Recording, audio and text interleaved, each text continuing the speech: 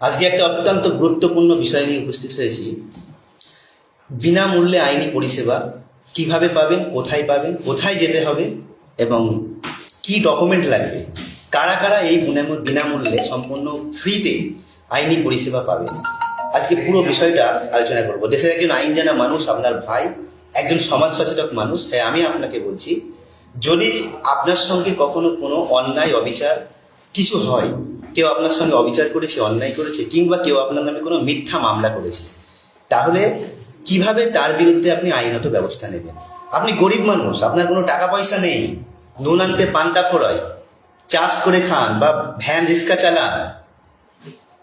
এই যে আইনি জটিলতা বা উকিলের ব্যাপারটা, বা আপনি একজন আইনজীবী নিয়োগ করে আপনার মামলা লড়ার, কিংবা একজন উকিল বাবুকে দিয়ে মামলা করানো, কিংবা আপনার নামে যদি মিথ্যা মামলা হয় সেই ক্ষেত্রে একটা উকিল বাবু দিয়ে আপনার হয়ে মামলা চালিয়ে যাওয়া, এটা আপনার পক্ষে সম্ভব নয়। আপনি গরিব মানুষ, আর্থিক দিক থেকে আপনি সম্পূর্ণ পিছিয়ে, তাহলে আপনি কোথায় যাবেন, কি করবেন? আপনার কি কোনো উপায় নেই? হ্যাঁ আছে, প্রত্যেকটা ভারতবর্ষের প্রত্যেকটা রাজ্যে, সেন্ট্রাল থেকে শুরু করে স্টেট এবং স্টেট থেকে ডিস্ট্রিক্ট পর্যন্ত প্রত্যেকটা স্তরে ডিস্ট্রিক্ট, যেমন ডিস্ট্রিক্টে আছে ডিস্ট্রিক্ট লিগাল সার্ভিস অথরিটি বা লিগাল এইড যেটাকে বলা হয় এক কথায়। 2 নাম্বার হচ্ছে, যদি আপনি স্টেট লেভেলে মামলা করতে হয়, তার মানে হাইকোর্টে মামলা করতে হয়, সেই ক্ষেত্রে আপনাকে স্টেট লিগাল সার্ভিস অথরিটির কাছে যেতে হবে। আর যদি সুপ্রিম কোর্টে যেতে হয়, সেখানেও আছে। অতএব কেউ আইনি পরিষেবা থেকে বা লিগাল যে সার্ভিস থেকে কখনো কেউ বাদ যাবে না, এই সিস্টেমটা আছে। তারপরে যেমন লোক আদালত রয়েছে। যদি আপনার এমন কোনো পরিস্থিতি হয়, আপনার নামে কেউ মিথ্যা মামলা করেছে, আপনি কি করবেন? আপনার কাছে যখনই কোনো নোটিশ আসবে, মানে বা সমন আসবে, সমন আসা মাত্রই আপনি সেই সমনটা নিয়ে সোজাসুজি আপনার যে ডিস্ট্রিক্ট কোর্টে মামলা হয়েছে সেই ডিস্ট্রিক্ট কোর্টের ডিস্ট্রিক্ট লিগাল সার্ভিস অথরিটির কাছে চলে যান বা লিগাল এইডে যাবেন। এটা প্রত্যেকটা ডিস্ট্রিক্ট কোর্টের মেন গেট দিয়ে ঢুকে এই অফিসটা প্রত্যেকটা ডিস্ট্রিক্ট কোর্টে আছে। ডিস্ট্রিক্ট কোর্টের আপনি মেন গেট দিয়ে ঢুকে 20 থেকে 25 পা সামনে হাঁটলে ডান দিকে, বিশেষ করে প্রত্যেকটা কোর্টে এগুলো আছে, ডান দিকে 20 থেকে 25 পা হাঁটলেই সামনে অফিস পাবেন। আর যদি না বুঝতে পারেন, ওই কোর্টে ঢুকে বা গেটে ঢুকে সিকিউরিটি কিংবা ওখানকার কোনো উকিলবাবু বা মুহুরি যারা রয়েছেন ওখানকার, তাদেরকে আপনি জিজ্ঞাসা করলে আপনাকে দেখিয়ে দেবে। সেখানে 30 জন করে উকিলবাবু আছে, যারা আপনার মতো গরিব, পিছিয়ে পড়া এবং আর্থিক দিক থেকে পিছিয়ে পড়া মানুষ, তাদের বিনামূল্যে আইনি পরিষেবা থেকে শুরু করে, পরামর্শ থেকে শুরু করে আপনার মামলা লড়া পর্যন্ত সর্বদা সর্বপ্রকারের আপনাকে সাহায্য করবে। সে যতদিনই মামলা চলুক, যে যত বড়ই মামলা হোক না কেন, আপনার নামে যেমনই মিথ্যা মামলা করুক না কেন, সব কিছু ক্ষেত্রে আপনাকে কিন্তু তারা সর্বদা সাহায্য করবে। কারণ সেখানে একটা জজের আন্ডারে 30 জন করে উকিলবাবু থাকে, তারা লক্ষ লক্ষ টাকা মাইনা পায়, বসে আছে, মানুষ যায় না। আসলে কি, মানুষ জানে না। তাই দেশের একজন আইন জানা মানুষ, আপনার ভাই, একজন সমাজ সচেতন মানুষ, আমি বলছি আপনাকে, ভাই হিসাবে বলছি আপনাকে, আপনি সহ আমার রাজ্যের প্রত্যেকটা ভাই যাতে এ বিষয়ে উপকৃত হয় এবং কোনো অবস্থাতে আর্থিক অসচ্ছলতার কারণে যেন আইনি পরিষেবা থেকে বা মিথ্যা মামলাতে কোনোভাবে যেন ফেঁসে না যায়, সেই জন্যই বলছি আপনাকে। তাই ভিডিওটা বেশি বেশি করে শেয়ার করুন, যাতে করে আপনি সহ আমার রাজ্যের প্রত্যেকটা ভাই উপকৃত হতে পারে। আরে আপনার নামে কেউ মিথ্যা মামলা করেছে আর আপনি গ্রামে বলে বলে বেড়াচ্ছেন, কিংবা চার দোকানে গিয়ে গল্প মারছেন আমার নামে মিথ্যা মামলা করেছে, তাহলে কি সমাধান হবে? হবে না। আপনাকে সমাধান করতে গেলে কোর্টে যেতে হবে, কোর্টে গিয়ে উকিল বাবু ধরতে হবে। আপনার আর্থিক সচ্ছলতা থাকলে আপনি পার্সোনাল উকিল বাবু ধরুন, আর যদি না থাকে আপনি ডিস্ট্রিক্ট লিগাল এইডে আপনি সেখানে যোগাযোগ করবেন। ডিস্ট্রিক্ট লিগাল এইডে যে 30 জন উকিল বাবু আছে, ওখানে আপনি গিয়ে প্রথমত আপনার যে নামে নোটিশটা এসেছে বা যে সমনটা এসেছে সেটা নিয়ে আপনি ডিস্ট্রিক্ট লিগাল এইডের যে জজ সাহেব আছেন তেনার কাছে আপনি সরাসরি যাবেন। হয়তো পুলিশ আপনাকে ঢুকতে দেবে না, তারা বাধা দেবে। আপনি তাকে বলবেন আমার নামে এরকম মিথ্যা মামলা হয়েছে, আমি গরিব মানুষ, আমি জজ সাহেবের সঙ্গে দেখা করতে চাই, আপনাকে পাঠিয়ে দেবে, আর কেউ বাধা দেবে না।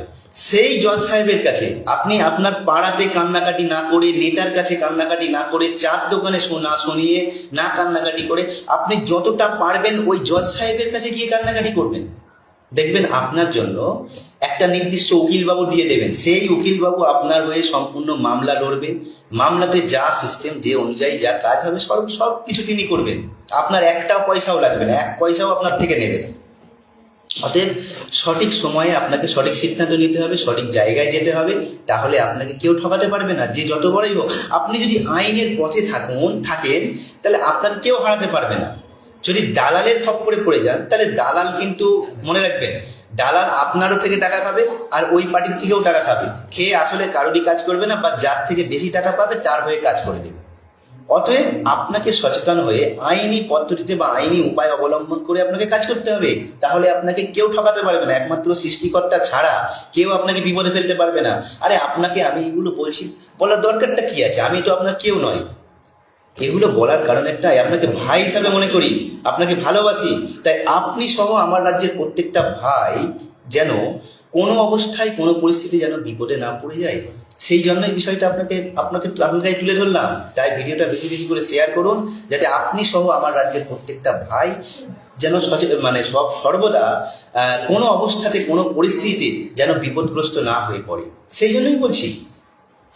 আরেকটা বিষয় হচ্ছে, এই যে ডিস্ট্রিক্ট লিগাল সার্ভিস অথরিটির কাছে আপনি যে পরিষেবাটা পেতে গেলে যে ডকুমেন্টগুলো লাগবে, যদি কতগুলো ক্রাইটেরিয়া রয়েছে, যদি আপনি এসসি হন কিংবা এসটি কিংবা ওমেন, ট্রান্সজেন্ডার, বা আপনার যদি যে ইকোনমিক্যালি উইকার সেকশন, যে রিজার্ভেশন এসসি, এই সমস্ত সার্টিফিকেট থাকে, আপনি গরিব মানুষ, এসসি এসটি ওবিসি কিংবা আপনার ইডাব্লিউএস সার্টিফিকেট, কিংবা কোনো মহিলা, এসব সার্টিফিকেট নেই, সে মহিলা, কিংবা ট্রান্সজেন্ডার,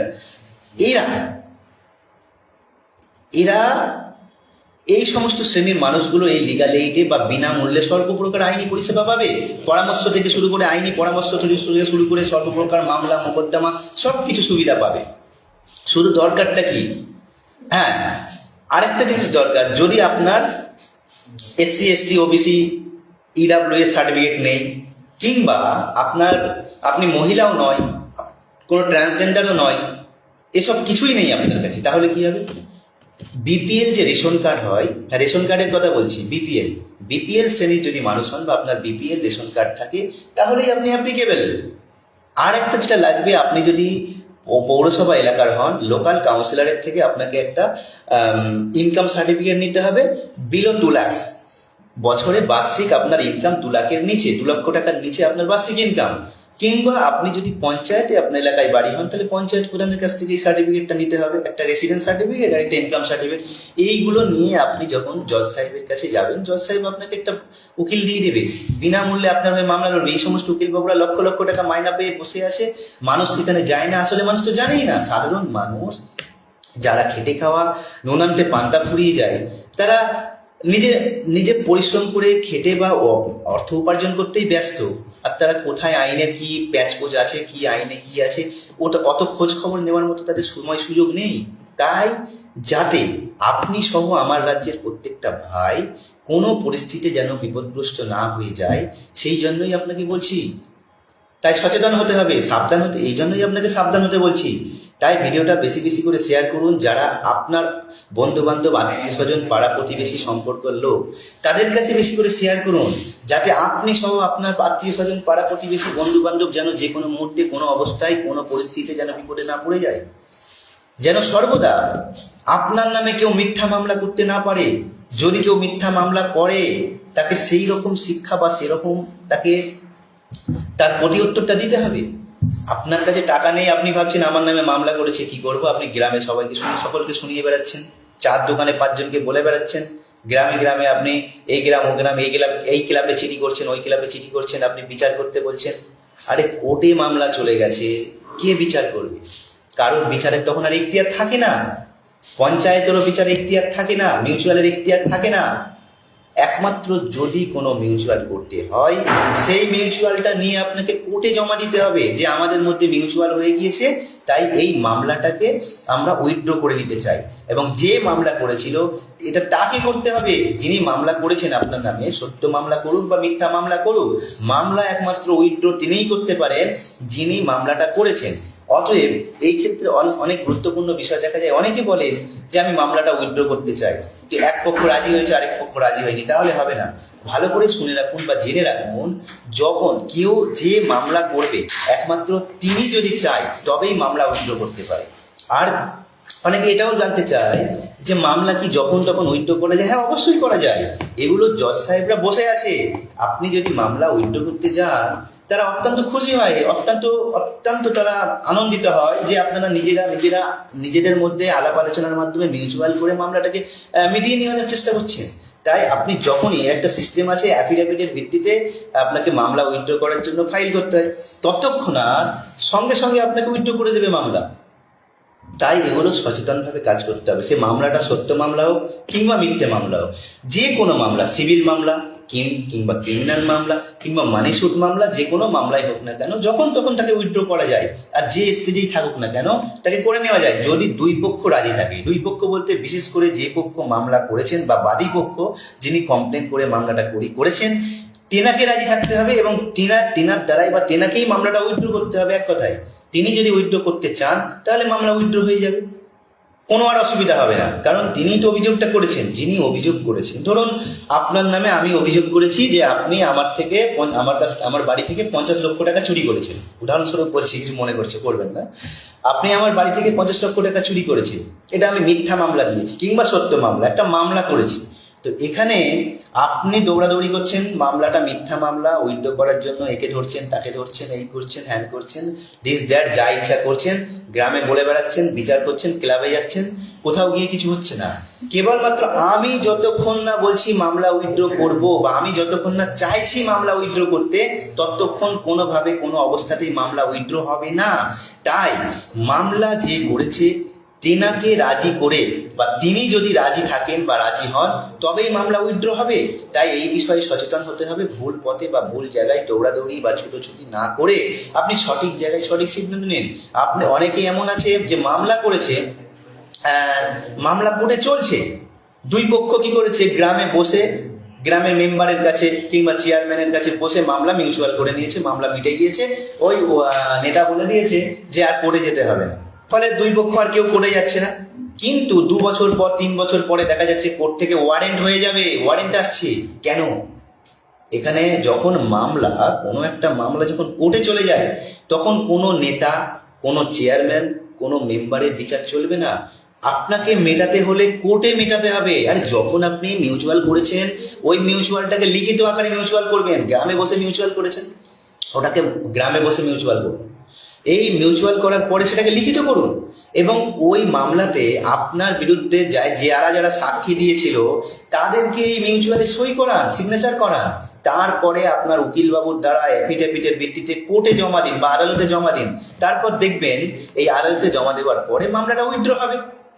যদি আপনি এই সিস্টেমে না কাজ করেন, আপনি কিছুই করলেন না, গ্রামের নেতা বলে দিয়েছে আর যেতে হবে না, যাব না, তাহলে 2 বছর পরে আপনার নামে ওয়ারেন্ট হয়ে যাবে। তখন আপনি কোথায় যাবেন? ফের বেল নিতে হবে, আবার ফের টাকা পয়সা খরচা, দৌড়াদৌড়ি, তখন ছুটোছুটি করতে হবে, আবার উকিলবাবু ধরো, আবার মোটা করে টাকা দাও, কি আছে আপনার বউয়ের বা মিসেসের সোনা গহনা কি আছে সব বিক্রি করো। এই যে ব্যাপারগুলো আসছে, তাই আমার রাজ্যের ভাই, একজন আইন জানা মানুষ, একজন সমাজ সচেতন মানুষ হিসেবে হ্যাঁ আমি আপনাকে সচেতন করছি। আপনি সহ আমার রাজ্যের প্রত্যেকটা ভাইকে সচেতন হতে হবে। আরেকটা অত্যন্ত গুরুত্বপূর্ণ বিষয় হয়ে দাঁড়ায়, যখন অ্যাকিউজ বা আসামি একটা মামলাতে অ্যারেস্ট হওয়ার পরে জামিন নেয়, জামিন বা বেল পেল, তারপরে বেল পেয়ে গেলে ভাবলো যে আমি মামলা সব মিটে গেছে। না, বেল পাওয়া মানে মামলা মিটলো না। বেল পাওয়া মানে যে আপনি জেলে ছিলেন, জেলে থাকা অবস্থায়, বেল পাওয়ার আগে জেলে ছিলেন, জেলে থাকা অবস্থায় তখন আপনাকে পুলিশ কোর্টে নিয়ে আসতো, আবার জেলে পৌঁছে দিত, অর্থাৎ জেলে থেকে আপনার বিচারটা হচ্ছিল। এবারে বেল পাওয়া মানে জেলে নয়, আপনি বাড়ি থেকে, তখন জেল থেকে কোর্টে আসতেন, এখন বাড়ি থেকে কোর্টে আসতে হবে। বিচার কার্য চলবে কিন্তু আপনাকে কোর্টে আসতে হবে। তখন আপনি জেল থেকে কোর্টে আসতেন, এখন বাড়ি থেকে কোর্টে আসতেন, একই ব্যাপার।